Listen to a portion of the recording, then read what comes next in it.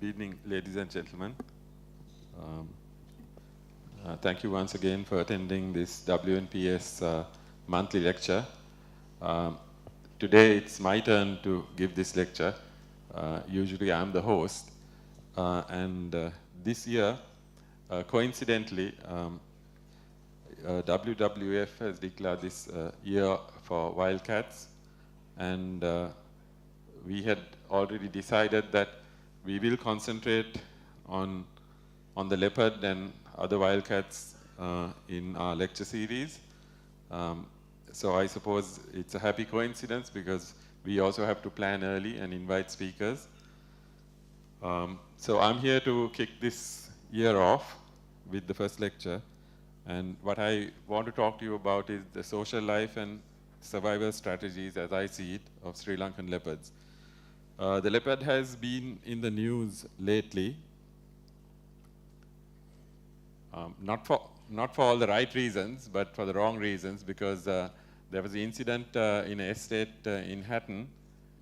It was an incident where, unfortunately, since this is the most prominent thing to come into the news about a leopard lately, I'll say a few things about it. It's a leopard that is claimed to have attacked 4 or 5 people, wounded them considerably, not grievously. And from everything that I can gather, that leopard acted with great restraint, because if a leopard really does drive home its attack, I think those wounds can be fatal, because conflict between leopards is often fatal, and it's as a last resort they actually come to blows with each other, because they have deadly weapons and they have them from birth, and they hone their instincts, their skills, their abilities to use those weapons with deadly effect, because they're hunters and they need their claws, their teeth, and their amazing agility, musculature to best effect. So I cannot imagine that leopard. It looked like a female to me. I couldn't be sure. The video clip was a bit hazy. And if a female attacks people, she's often got some really good reason, because human beings do go and interfere with mothers and their young. And in this case, she had taken a dog and partly eaten it. I'm not really sure, because these people don't come out with the exact story, but they say they tried to rescue the dog. Whether the dog was alive or dead, we are not sure. So unfortunately, it was an unhappy incident for the people in that estate and for the leopard, but fortunately for the leopard, it lived and didn't get killed by anybody. Neither was it captured by the wildlife department, though they made some attempt. And she probably re-established herself in some way, and also have learned a very good lesson about human beings and what it means to tangle with them. And I think leopards have a very good awareness of humans, what they do, where they live, and how to avoid them. So of all the adaptations that a leopard has, the most important one is its camouflage, the fact that it can remain unseen, live unseen, and go about its daily business, whether it's night or day. The leopard is a 24-hour adapted cat. It is not partial. It's nocturnal in areas where diurnal activity is risky, but if the risk is minimal, it's active even at noonday. It hunts during noontime hours. I have seen them hunting, and they also mark their territory. They're territorial, and I will be saying more about territoriality in my presentation. But this slide is to show you that if there is something between the leopard and the observer, it will use that, even if it's flimsy cover, to approach. And it will stand in a way, if it's unsure of what it's seeing, it will have something, some obstacle, some obstruction between you and it. usually they are well aware of what their camouflage is like. It's disruptive. It's bright only if the leopard is highlighted against a kind of contrasting background, but there aren't too many contrasting backgrounds for a leopard. It blends in with most backgrounds in the landscape it lives in. And this is a young female attempting to camouflage itself in a tree that suits its coat, because the tree has kind of yellowish flowers. The sun hits some light leaves and dark leaves. There is some shade and light. And to spot a leopard like this is not the easiest thing, because once you spot it, if you're photographing it, you have to try to, you have to attempt to photograph it to the, where its camouflage is not really taking away from the photograph. That you have to actually see the leopard, so and also get your depth of field and whatever right. I don't want to really talk about the photography of leopards today. Later at the end of my presentation, if you wish, you can ask me questions, but the purpose of the photographs is actually to illustrate the points I'm trying to make. So bear with me. I know a lot of people will recognize some of the places.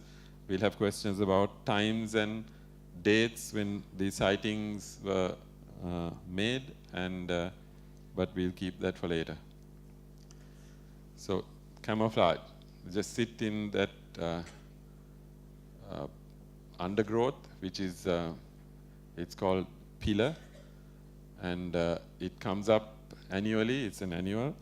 After the rains, it grows tall, about waist high, and then it dies down and disperses seeds, and then the next season it comes up again. So leopards use these things to good effect. They sit in them. They also use it as places where they can ambush prey.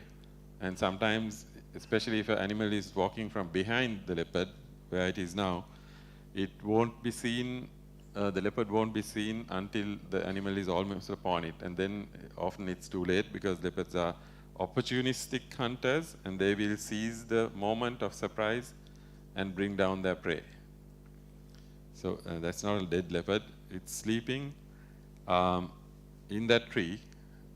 Hard to spot, but the leopard is camouflaged, so it's actually, it's relaxed its entire body, and everything is just, all the arms, legs, head hanging down, completely lifeless and motionless. And you know that nobody took a dead leopard up there and threw it over the branch, but that's what it looks like. But they're up in a trice and down the tree if they wish to kind of approach prey or some other thing that they need to attend to urgently. And like all cats, though they are fully asleep, they're still, I think, some part of their brain is awake. They do hear things. They are not sleeping like you and I, where we are like comatose. We can be even carried away by people and not really realize that you know, somebody is close by, or if we are in deep sleep, we are far more switched off and unalert about our surroundings, but not leopards. Leopards that seem to be deeply asleep are awake in less than a second and fully aware of what's happening around them. Other skills and adaptations, this is to show that they are totally at home in the trees. They are equally at home in the trees as they are on the ground, which is remarkable, since these leopards are human-sized animals. They can weigh up to, in the case of the biggest males in Sri Lanka, probably close to 100 kilograms. 90 kilograms would be the size of really big males, and females would range between 50 and 70, 50, 60 kg. And they are big animals, and they, you think that they can't go out on small limbs, but they do. and they somehow know how to distribute their weight because they have 4 limbs, and they will place them in a way that the weight is evenly distributed. But what this photo is showing is this young female is leaping from one branch to another, and she is landing precisely on the branch she intends to land on. And neither the branch she takes off from nor the branch she lands on is in this frame. So she's really airborne. She did it 3 times. The thing I want you to understand is that this leopard is not leaping because she's hunting. She's not leaping in actually the crown of this tree because she's escaping something or going anywhere in a hurry. She's just practicing. This is the 3rd time she did this jump from the same branch that she took off from and to the same branch she landed on. And the first time I saw it, the second time I tried to capture it, I failed. The 3rd time is this, and I managed to capture it, and she didn't do it a 4th time because she probably felt that that was enough. So what she does is she goes to one branch, high up in the tree. She jumps from that branch down to another branch lower down in the tree. Then she clambers through the branches until she gets to that initial branch, and she does it again. So practice makes perfect, and when you really need to do it and your life is at stake, or your meal is trying to get away because it's a monkey and it can literally fly through the tree, she's got it perfected. Leaping down, also you can see the agility.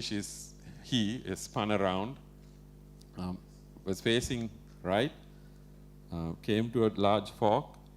There's no hurry, there's no reason. He's not afraid of anything. He was relaxed. He just decided to jump right down. So they do practice a lot. And contrary to what a lot of people think about leopards, they learn some things from their mothers, but their skills they hone by themselves. And hunting is something that they don't get to see too often. They have some instinct, but there is a steep learning curve, and they need to learn to hunt. They are technicians when it comes to hunting because they hunt prey larger and heavier than themselves, and sometimes quite dangerous. And since they practice hunting, there is a trial and error process, and also many failures. And since they hunt many different types of animals, even if they fail to hunt something big, they can eat a lot of small things, catch a lot of small things, and survive. And they can also scavenge. They are not averse to scavenging. They are not averse to eating rotten food or rotting meat. But there is also a fallacy that leopards like to eat meat that is rotten. I don't think they like to eat meat that is rotten any more than anybody else. It's just that they kill such large animals, and in this tropical heat, the carcass rots before they can finish it. But unlike some animals that might turn their nose up when the carcass starts decomposing, they don't, they just finish it. Flexibility, and 2 things I want to show here. They're extremely flexible. You know, they have the flexibility of a gymnast almost from birth. And also they have paws that are soft. The skin of their paws is more or less the same softness as the hands of a person who doesn't do any manual work, a human hands. But if we actually use our hands, then our hands are actually tougher or rougher than a leopard's paws. So those paws stay soft like that. They are not like a dog's paws. If you have a cat and a dog, you will notice the difference between the textures of the paws. So that helps them to walk silently. They are cushions, they are pads. They're sensitive to what they step on. So they do get pricked by thorns, and they collect thorns in their paws, but they can use their front teeth to pull them out. But also, in between each toe, there's a tuft of fur that comes out. And if you look carefully, you can see that. And that further cushions the footfall. so that they can walk silently. And all cats have this ability to walk silently.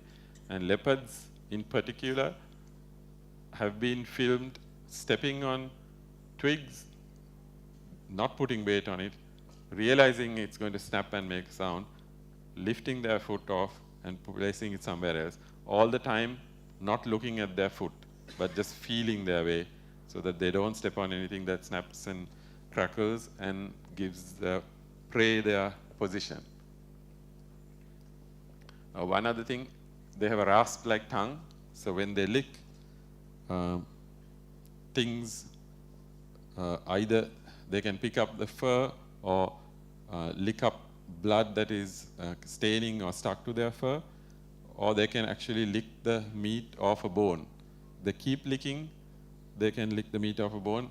I'm told that lions or tigers, people who have had them as pets, if they keep licking, they can actually cause a wound by abrading your skin. So that's how rough these big cats' tongues are.